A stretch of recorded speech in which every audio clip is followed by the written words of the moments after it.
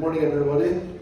A client came up to me recently and told me, Elias, I don't want you to tell me what is legal. I want you to tell me what is real. And I think that single sentence captures the mood of our times.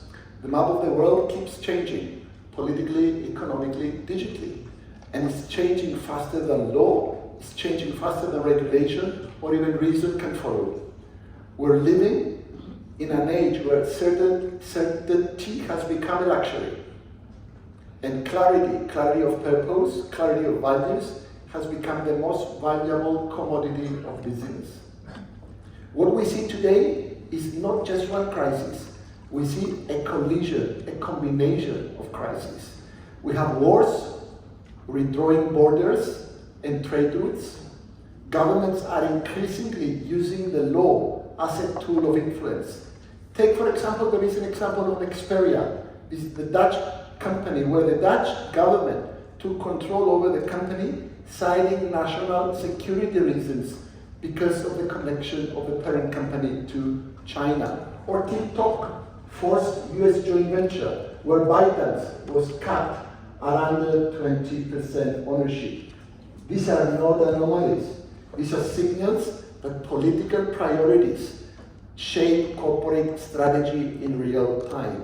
And of course we have Trumponomics, where is the return of economic nationalization, where tariffs, taxes, and treaties have become now political weapons. We have cyber threats that can disable a nation's economy faster than any missile can do.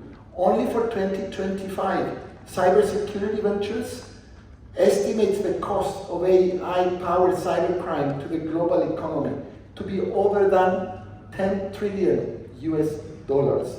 And we have a quieter erosion, perhaps the most dangerous of all, the erosion of the rule of law itself. And to add to that, we have what is referred to as algocracy. Yeah. A world where algorithms decide what is seen, what is believed, and what is valued.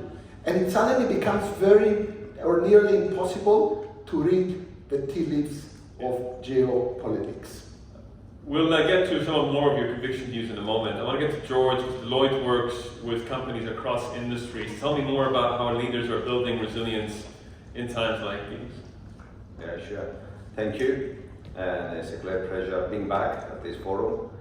I only brought with me some notes. I came last night from Brussels, meeting with President Ursula and President Antonio Costa. And the message was clear. We are living in different times. And actually what I can definitely confirm is that there is an alignment in regards to the what. What's the purpose, what's the vision of the EU should be. Now what's the challenge is to deliver the promise. Delivering the promise requires different capability, more agility. And I will give an example, taking advantage of the presence of Ms. Vicky and Ms. Ioannou. I will give an example from Denmark. Denmark, the representative from the Business Association of Denmark stated that every company requires approximately, considering the number of employees, approximately 4 weeks a year to deal exclusively on the regulatory compliance and reporting obligation of an entity. So imagine having a company of 100 people working for a month exclusively in just fulfilling the regulatory and legal and reporting requirements. Over and above, he was referring to 30% of the money received as financial support from EU-related schemes are allocated just to ensure that we have ticked all the boxes. So if on an international scale and EU scale we are to remain competitive and relevant considering the market particularities as stated before, we need to simplify things, we need to have regulations for a purpose. Simplification is a key milestone. And let me take you to the business side. We need to ensure that we operate in a competitive environment. Competitive environment stands for the cost to serve should remain relevant. Deloitte is a part of a global organization with a presence in 150 countries. So in order for the Cypriot practice to remain relevant and competitive, we need not only to ensure that we have the required capability, but we have the cost base that is competitive enough to compete with all what is happening. Technology. Technology is the new cliche thing, AI, biotechnology, green transition to green energy, utilizing technology, and not only. What is important is to understand what requires to adopt technology and what's the cost around that as well. So a number of areas that I'm sure, if you allow me to talk, I'm a consultant, so I will talk for. We'll pick up on that in a moment. So just also get Hannes into this debate as well. At the Bank of Cyprus, tell me a bit more about what kind of signals you're getting from clients and tie that back to what we just heard in terms of the backdrop and how that's playing out in real time.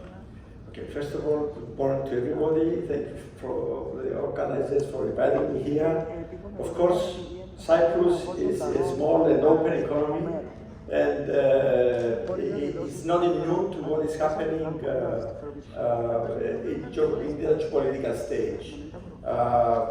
We have been lucky up to now, and we have an economy that is growing steadily, and the public debt is not increasing, basically because growth is driven mostly from private sector and consumption.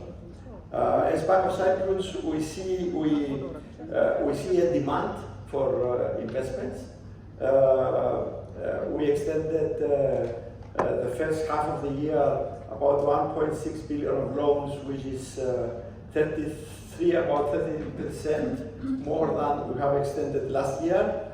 And actually, we do see a movement like we have to act now from the local and the foreign companies.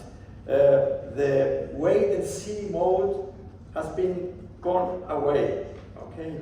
And we see an appetite to invest.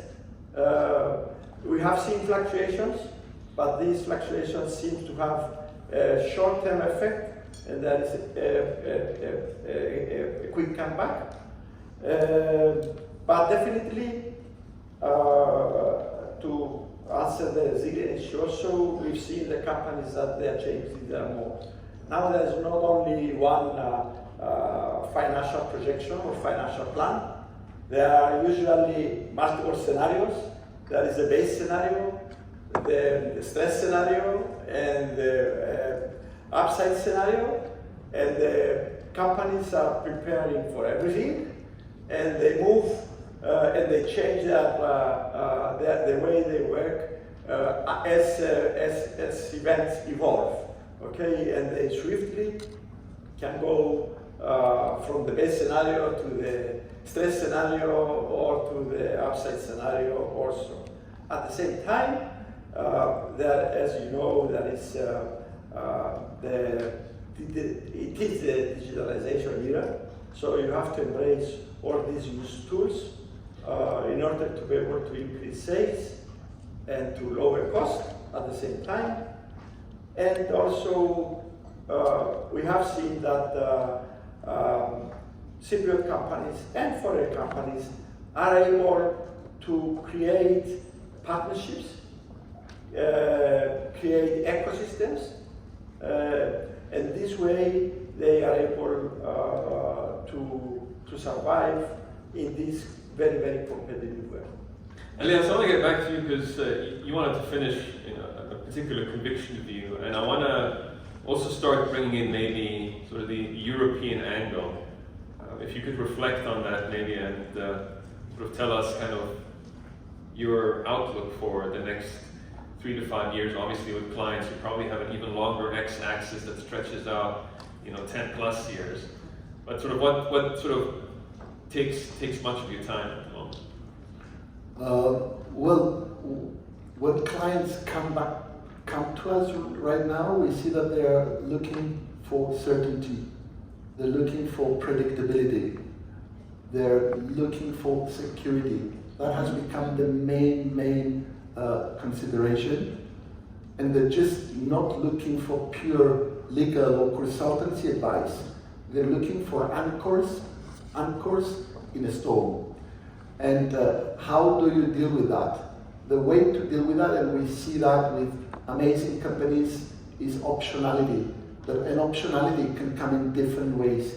It can be a structured optionality whereby companies can have flexible capital, for example. They can have different scenarios. It can be a cultural optionality where people understand that ethics and transparency are values that pay off if they are cared to. And of course, we have governance optionality. My point is that, and this is what one client told me recently, he said that in the old days, they used to have a 5-year excess model. Now they have a set of principles and 5 scenarios. It's all about agility. It's all about not having the perfect plan, but it's about having the ability to change the plan perfectly. And of course, and I'm a very positive person, and I see that the companies and the businessmen that do well are the ones that really transmit that positivity. And we should not forget that what really makes us so successful in this planet is our ability to be agile and adapt to almost everything. George? Yeah. I would add to Elias of what he just stated. Definitely political, economic. I would add tax stability are critical. And the reason I'm referring to tax is that Cyprus for the last 2.5 years almost is discussing a tax reform aspect that we expect this to be concluded by the year end, hopefully, to achieve the stability that's required. Safety is critical. Access to resources and capabilities that are relevant. I will give an example that we saw an increase in our GDP locally that was mainly driven by fintech, by technology companies, and to a lesser extent by other sectors. And the biggest challenge is access to talents, access to resources. And we, as stated before, where Cyprus is in a full employment conditions, but Europe is still struggling to gain access to resources that we need and capability we require to execute the promise that I have referred to before. So the ability to adapt change and the constant change we're living in is to be able to manage multi-generational workplaces and easily getting access to them, being agile to form working patterns and practices that fit the purpose and the new generation characteristics. For example, working from home when it was first initiated in Cyprus because of COVID actually, was and is seen with skepticism. What's the challenge is to make this new model of working being effective for your business model, and in order to gain your access in an international market, with an international perspective. We see shortages. There is evidence that approximately 30% of our skills that we have acquired over time might not be relevant in the following year. So the continuous professional development is evident. Again, taking advantage of government representatives, having a ceiling of 300,000 euro for every 3 years under the de minimis, that includes infrastructure developments, etc., for reskilling and upskilling of people, and that's the case for every European country. It doesn't prove in practice that the policies are there to support the transformation of European business entities.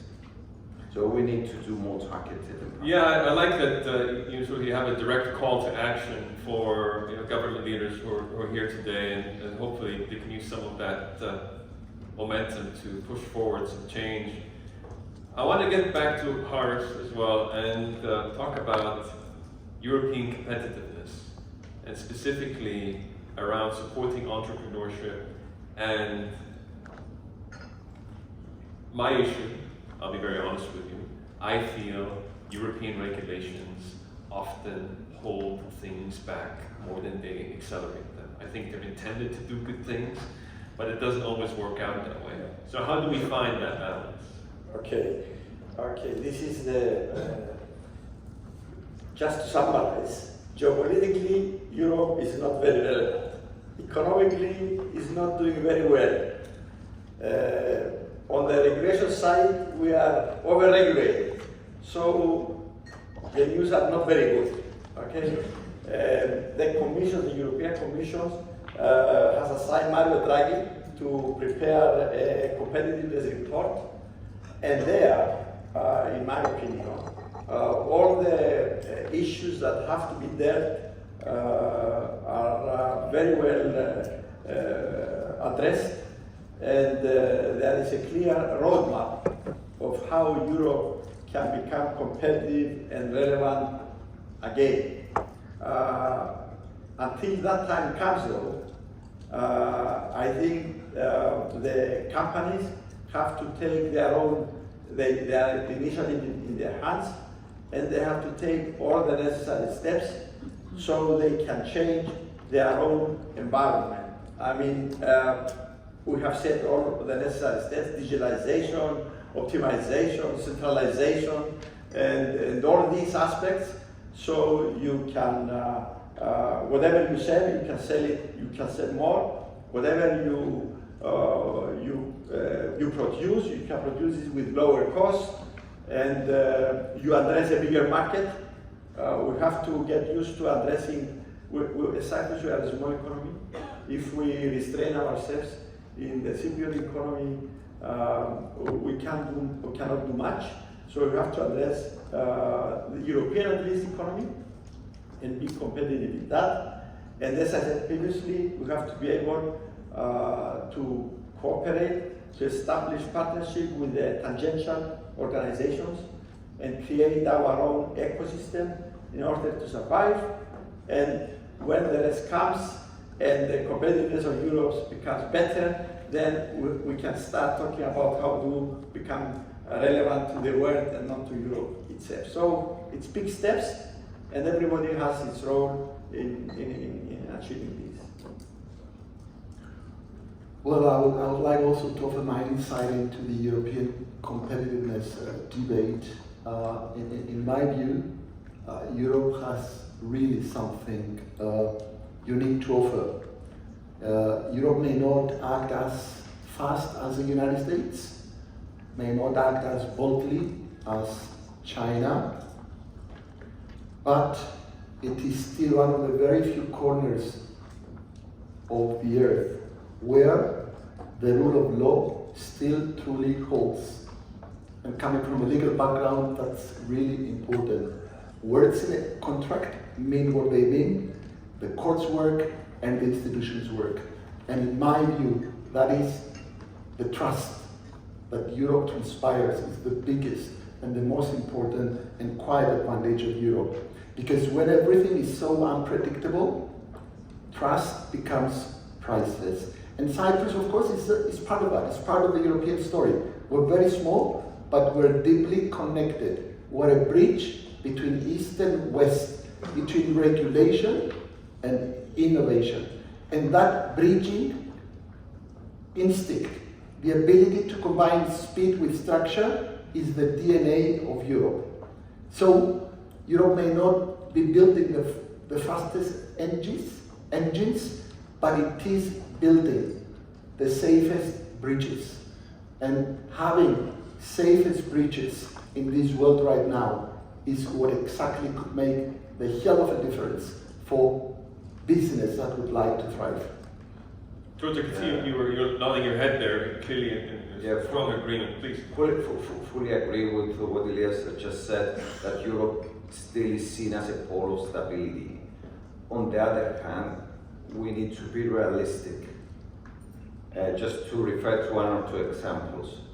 Asia used to be excellent in copy-paste, actually, what was developed by Europe.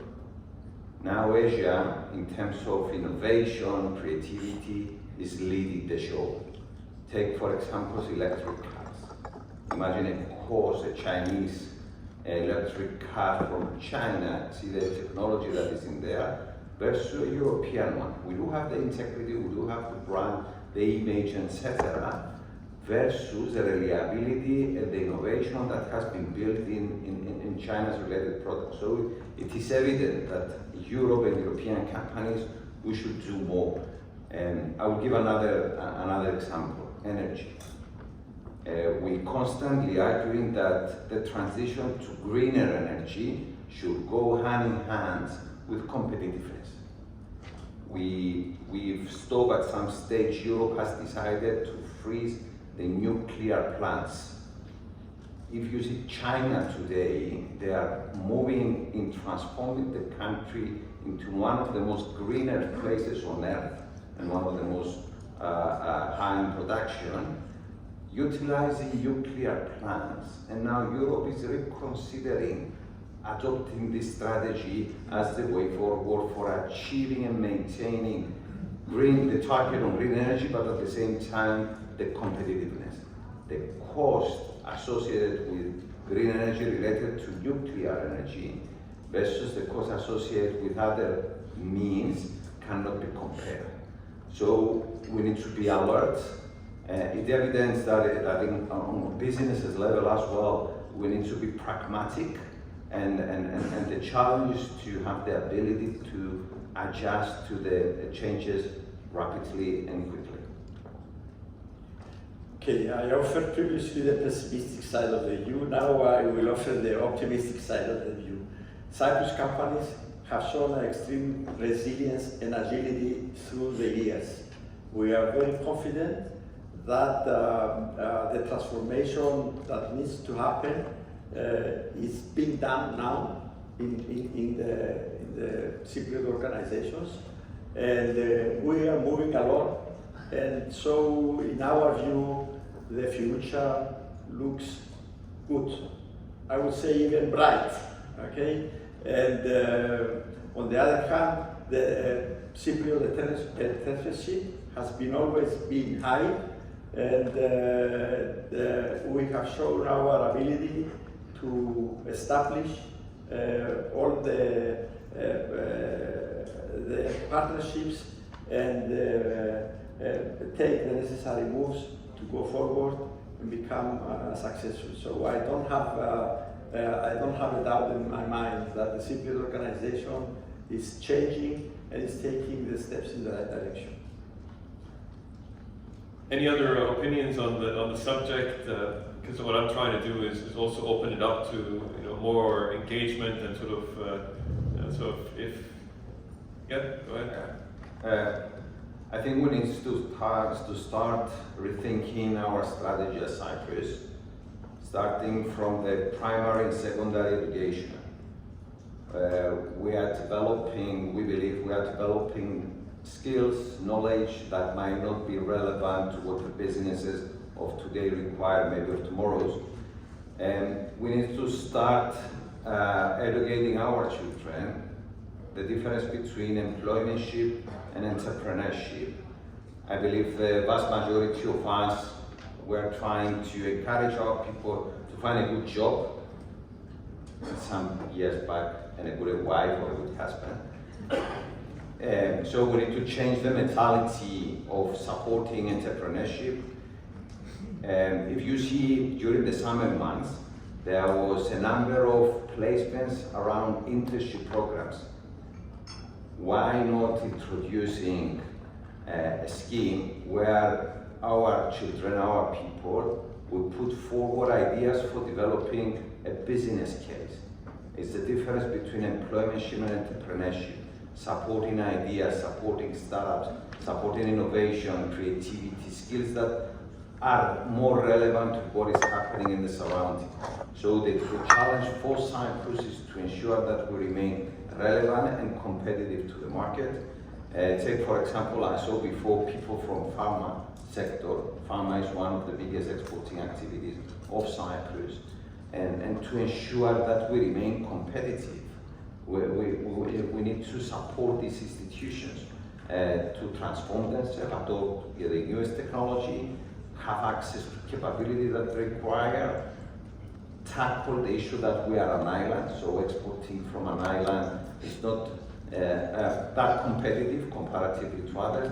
Yes, we support the shipping sector by all means, but we need to also to support the manufacturing. So a number of initiatives that can support the day after, not the present, good performance of Cyprus. And those are some very important nuances to bear in mind. Yeah, we shouldn't underestimate the risk. And the world seems that unfortunately will not get calmer anytime soon. Quite interestingly, on a recent trip to the capital of Europe, Brussels, one of the columnists of The Economist found out that Brussels feels like a city preparing for war, and that the threat from the three strongmen, Donald Trump, Vladimir Putin, and Xi Jinping, is changing the way Europe works. That is a reality.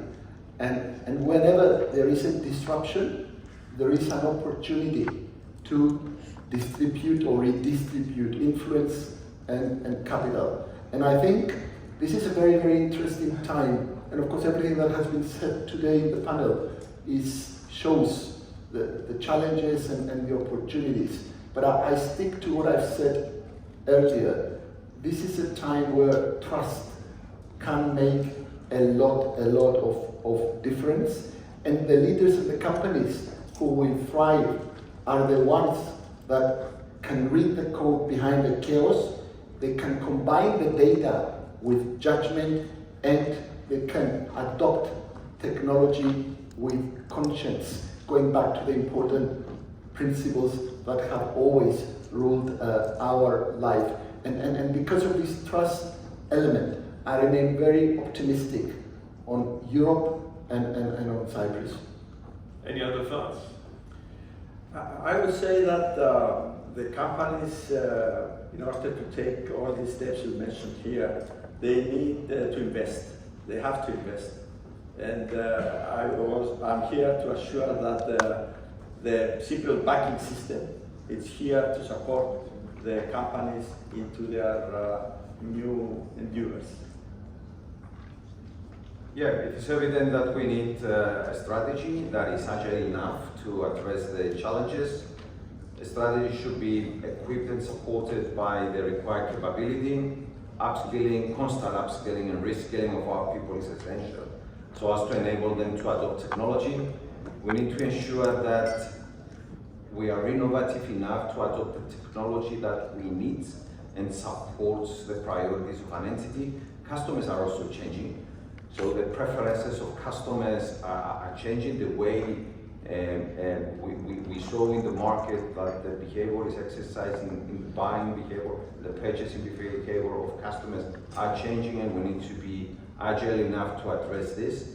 The traditional models of work with high hierarchies and inflexible models should be revisited to factor in what is required for the way forward. The pace of work should be changing, and I think Cyprus is very lucky to be where it is geographically. Yeah. So there are opportunities to elevate further our hospitality and tourist proposition, and we need to invest in the respective infrastructure. So it is a promising sector that we should support, and the surroundings as well. So. Yeah, I just want to also open it up now to the floor. So if anybody else has a strong view, if you could raise your hand, please, and we'll make sure a mic gets to you. We have time for one or two questions. I think somebody's breaking the ice there in the back. All right.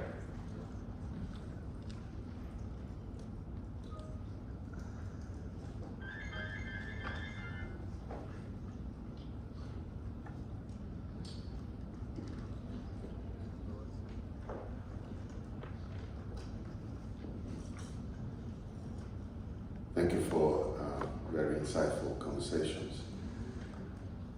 My question is actually to Dr. Harris. It appears that there's a huge interest from foreign investment to come to Cyprus, but unfortunately the banking system, the tedious process, the excessive checks, not just affecting, let's say, newcomers, technology-driven companies like fintech, gaming, payment companies, etc., but also traditional businesses like shipping. I believe for shipping companies, it's much easier to open a bank account in regions like England and Switzerland. What are you planning on doing to improve the process? Thank you. Okay. This is a well-known problem, I have to admit, and we have been discussing this for a lot of years. You have to understand that Cyprus, in order to play its role as a financial center again, we have to reverse all this talk that was against lack of the proper controls. I think we are now in a position to that we persuaded a lot of people and regulators, of course, and the industry as a whole, that who are following the strictest standards, and we do follow the strictest standards. Especially for the ICT companies that you mentioned, I think have been very successful, because Limassol especially is becoming an ICT center for foreign companies. Shipping is a different business. We have a lot of ship companies and owners and ship management companies here. There is still an issue on ships that they don't have a single contract, and they change contracts every time, so we have to pass the AML control each time the ship is assigned a new contract.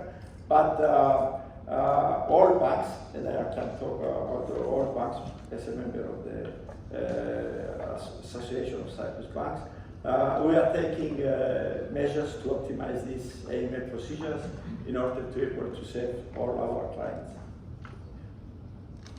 Anybody else? Yeah, there's a hand back there. Good morning.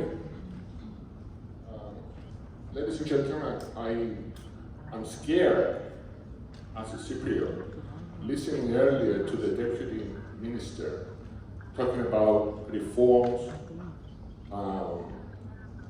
resilience, global security, geopolitical uncertainty. And I was wondering, the solution of the Cyprus problem is not in the agenda. How can we achieve security, stability, growth in Cyprus without the solution of the Cyprus problem? Perhaps I'm wrong, but I would like to hear what you think about it. Thank you. Any takers? Yeah, I can take a shot. I think that the concentration of this event is to outline and focus what we are doing as businesses in a surrounding that is changing. I think there is a cautious strategy to prove internationally that Cyprus is a country where you can do business in a predictable way.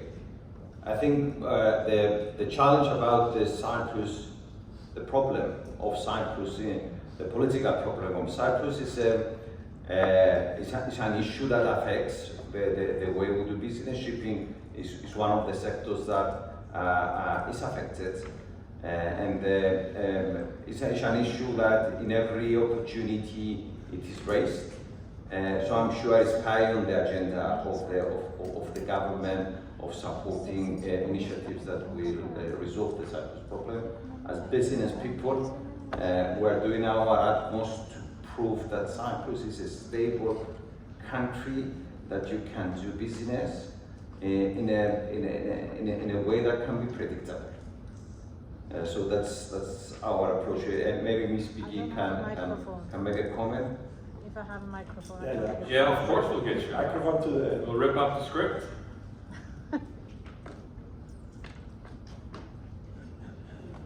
A brief response, if we can, in the spirit of credible journalism. So let's get the other side. It's,